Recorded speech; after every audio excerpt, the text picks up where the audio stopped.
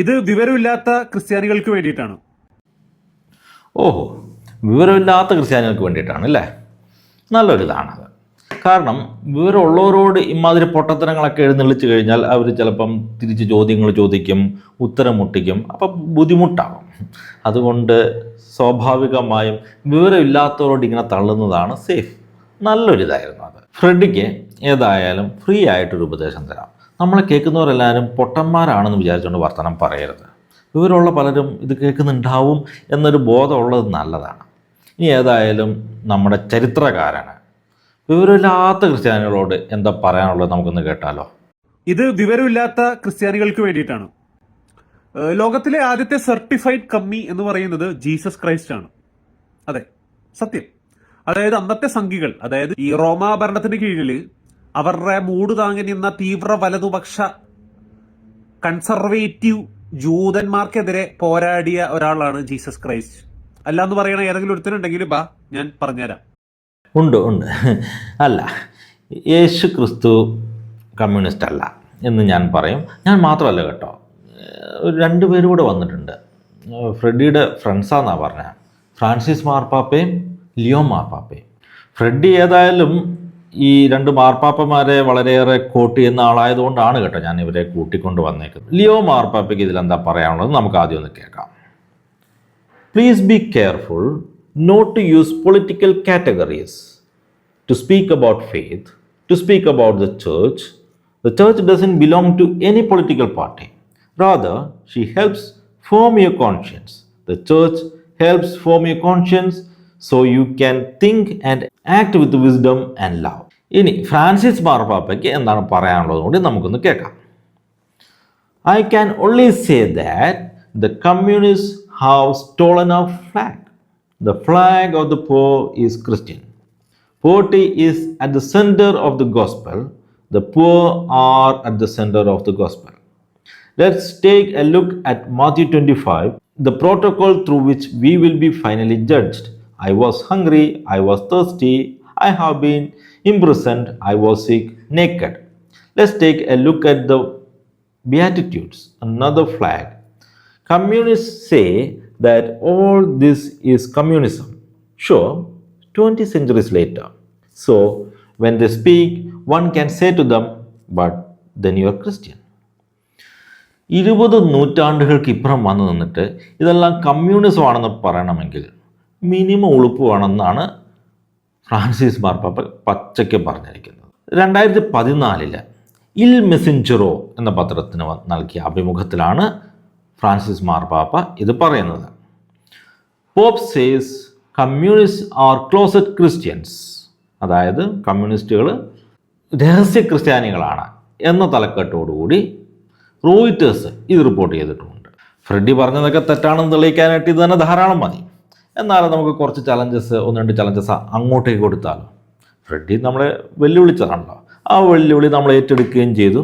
പക്ഷേ എന്നാലും വെറുതെ അങ്ങ് വിടാൻ പറ്റില്ലല്ലോ. പറഞ്ഞ കാര്യങ്ങൾക്കൊക്കെ ഒരു തെളിവ് വേണ്ടേ? തള്ളി മറിച്ച കാര്യങ്ങൾക്കൊക്കെ തെളിവ് കൊണ്ടുവരാൻ പറ്റുമോ? അതാണ് ആദ്യത്തെ ചലഞ്ച്. ഇനി രണ്ടാമത്തെ ചലഞ്ച്, കമ്മ്യൂണിസത്തിൻ്റെ അടിസ്ഥാന തത്വങ്ങളിലൊന്നാണ് ഈ ഭൗതികവാദം, വൈരുദ്ധ്യാത്മക ഭൗതികവാദം എന്ന് പറയും, ഡയലക്റ്റിക്കൽ മെറ്റീരിയലിസം. എന്താണ് ഈ ഭൗതികവാദം എന്ന് ചോദിച്ചു കഴിഞ്ഞാൽ സിമ്പിളായിട്ട് ഇത്രയേ ഉള്ളൂ. ഈ ഭൗതികമായതിന് അപ്പുറത്തേക്ക് ഒരു യാഥാർത്ഥ്യവുമില്ല. നമുക്ക് കാണാനും തൊടാനും ഒക്കെ പറ്റുന്ന ഭൗതിക ലോകത്തിനപ്പുറത്തേക്ക് ഒരു ദൈവമോ സ്വർഗമോ നരകമോ ആത്മാവോ ദൈവപുത്രനോ ഒന്നുമില്ല. അപ്പോൾ ഒന്ന് ചോദിക്കട്ടെ, എൻ്റെ രാജ്യം ഐഹികമല്ല എന്ന് പറഞ്ഞ ദൈവരാജ്യം പ്രസംഗിച്ച സാക്ഷാൽ ദൈവപുത്രൻ എങ്ങനെയാണ് ഭൗതികവാദിയാകുക? ദൈവമില്ല എന്ന് പറയുന്ന ഒരു പ്രത്യയശാസ്ത്രത്തിൽ എന്താണ് ദൈവപുത്രൻ്റെ സ്ഥാനം? ഇതൊക്കെ ഒന്ന് വിവരിച്ചു തരികയാണെങ്കിൽ വലിയ ഉപകാരമായിരുന്നു. ഇതാണ് രണ്ടാമത്തെ ചലഞ്ച്. ഇനി ഫ്രെഡി എടുത്തു പറയുന്നൊരു കാര്യം ഇതാണ്, നമുക്കൊന്ന് കേൾക്കാം. ഈ റോമാ ഭരണത്തിന് കീഴിൽ അവരുടെ മൂട് താങ്ങി നിന്ന തീവ്ര വലതുപക്ഷ കൺസർവേറ്റീവ് ജൂതന്മാർക്കെതിരെ പോരാടിയ ഒരാളാണ് ജീസസ് ക്രൈസ്റ്റ്. നമ്മുടെ ചരിത്രകാരന് ചരിത്രം അത്ര വശമില്ലെന്ന് തോന്നുന്നു. നമുക്ക് ഫ്രെഡിയെ കുറിച്ച് ചരിത്രം പഠിപ്പിച്ചാലോ. ആരായിരുന്നു അന്നത്തെ കൺസർവേറ്റീവ്? ആരായിരുന്നു അന്നത്തെ ലിബറലുകൾ? ആരാണ് റോമാ സാമ്രാജ്യത്തിൻ്റെ മൂട് താങ്ങിയത്, യേശു ആർക്കെതിരെയാണ് പോരാടിയത് എന്നൊക്കെ നമുക്കൊന്ന് പരിശോധിക്കാം. അപ്പോൾ ഫ്രെഡിയെ, ഇതാണ് കേട്ടോ യഥാർത്ഥ ചരിത്രം. 1-ാം നൂറ്റാണ്ടിൽ യഹൂദർക്കിടയിൽ 4 വിഭാഗങ്ങൾ, അതായത് 4 സെക്റ്റുകളാണ് ഉണ്ടായിരുന്നത്. പ്രശസ്ത ചരിത്രകാരനായിട്ടുള്ള ഫ്ലേവിയസ് ജോസഫസ് ഇതിനെ 4 ഫിലോസഫികൾ എന്നാണ് വിളിക്കുന്നത്. അപ്പം ഈ 4 വിഭാഗങ്ങളിൽ ആരാണ് യഥാർത്ഥത്തിൽ റോമാ സാമ്രാജ്യത്തിൻ്റെ മൂട് താങ്ങിയത് എന്ന് നമുക്കൊന്ന് നോക്കാം. 1-ാമത്തെ കൂട്ടർ ഫരിസേയരാണ്. ഫ്രെഡി പറഞ്ഞതുപോലെ കൺസർവേറ്റീവ് ചിന്താഗതി വെച്ച് പുലർത്തുന്ന ആൾക്കാർ. തികഞ്ഞ പാരമ്പര്യവാദികളായിരുന്നു. പുരോഗമനമൊന്നും അവർക്കത്ര ദഹിക്കത്തില്ലായിരുന്നു. മാലാഖമാർ, സ്വർഗം, നരകം, മരണാനന്തര ജീവിതം, ഉയർപ്പ്, ഇതിലൊക്കെ ഇവർ വിശ്വസിച്ചിരുന്നു. പക്ഷെ ഒരേ ഒരു പ്രശ്നം, ഇവർ റോമാക്കാരെ നഖശിഖാന്തം എതിർത്തിരുന്നു. പലരും ധരിച്ചു വച്ചിരിക്കുന്നത് ഈ ഫരിസേയർ എന്നൊക്കെ പറയുന്നത് പുരോഹിതരെ ഉദ്ദേശിച്ചതാണ്. അല്ല കേട്ടോ, തെറ്റാ. ഫരിസേയർക്കിടയിൽ പുരോഹിതരുണ്ട്, പക്ഷേ ഫരിസേയർ എന്ന് പറയുന്നത് പുരോഹിതരല്ല. ഇപ്പോൾ നമുക്ക് സിമ്പിളായിട്ട് മനസ്സിലാക്കാനായിട്ട് ലളിതമായിട്ട് പറഞ്ഞാൽ, ഇന്ന് നമുക്കിടയിൽ, ക്രൈസ്തവർക്കിടയിൽ കത്തോലിക്കർ, പ്രൊട്ടസ്റ്റൻറ്റുകാർ, ഓർത്തഡോക്സുകാർ എന്നൊക്കെ പറയുന്നത് പോലെ ഉള്ളൊരു ഡിഫറെൻറ്റ് സെക്റ്റുകളാണ് ഈ ഫരിസേയർ, സദുക്കായർ എന്നൊക്കെ പറയുന്നത്. ഇനി അടുത്ത കൂട്ടർ സദുക്കായരാണ്. ഇവരെ നമുക്ക് അന്നത്തെ ലിബറലുകൾ എന്ന് വിളിക്കാം. വളരെ പ്രോഗ്രസീവായിട്ടുള്ള പുരോഗമന ചിന്താഗതിക്കാരായിരുന്നു. വളരെ മെറ്റീരിയലിസ്റ്റിക് ആയിട്ടുള്ള ഒരു വേൾഡ് വ്യൂ, ലോകവീക്ഷണമായിരുന്നു അവരുടേത്. സ്വർഗം, നരകം, മരണാനന്തര ജീവിതം, മാലാഖമാർ, അതുപോലെയുള്ള കാര്യങ്ങളൊന്നും അവർക്ക് വിശ്വാസമില്ലായിരുന്നു. ഇവരായിരുന്നു സമ്പന്നരായ പുരോഹിതവർഗം. എല്ലാ പുരോഹിതരും സദുക്കാരാണെന്നല്ല കേട്ടോ പറയുന്നത്. ഫരിസേയരുടെ ഇടയിലും പുരോഹിതന്മാരുണ്ടായിരുന്നു. പക്ഷേ ഇവരായിരുന്നു ദേവാലയ ഭരണം നിയന്ത്രിച്ചു വന്നിരുന്ന പുരോഹിത പ്രമാണികൾ. ഇനി ഇവിടെയാണ് നമ്മുടെ ട്വിസ്റ്റ്.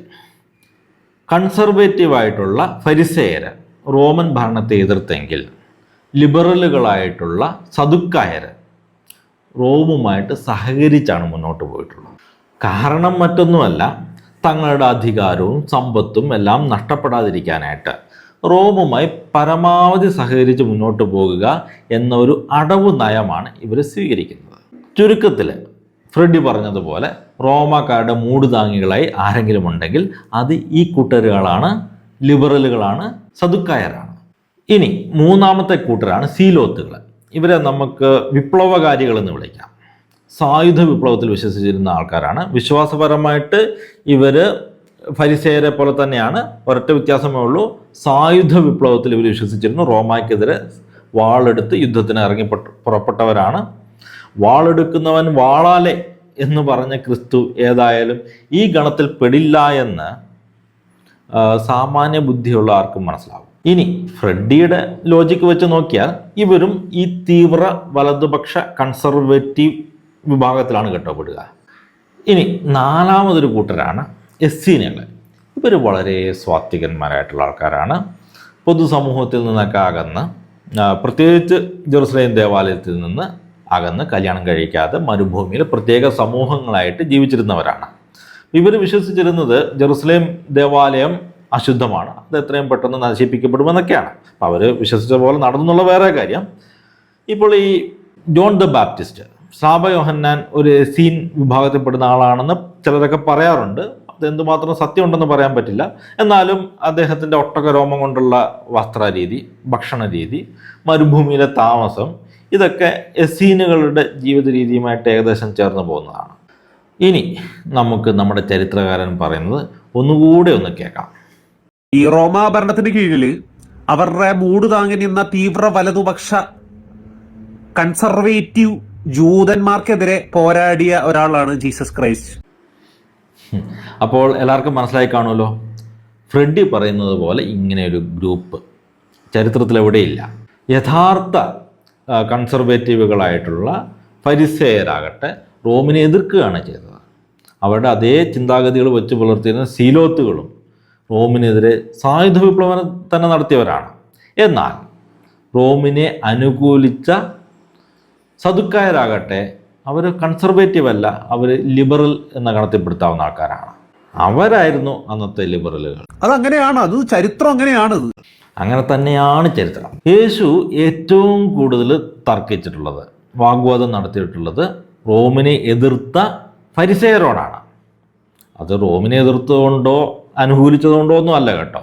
അവരുടെ കാപട്യം, അവരുടെ ഹിപ്പോക്രസി കാരണമാണ് യേശു അവരുമായിട്ട് തർക്കിക്കുന്നത്. ഇനി റോമിനെ അനുകൂലിച്ച സദുക്കായരുമായിട്ട് യേശു തർക്കിക്കുന്നുണ്ടോ? തീർച്ചയായിട്ടും ഉണ്ട്.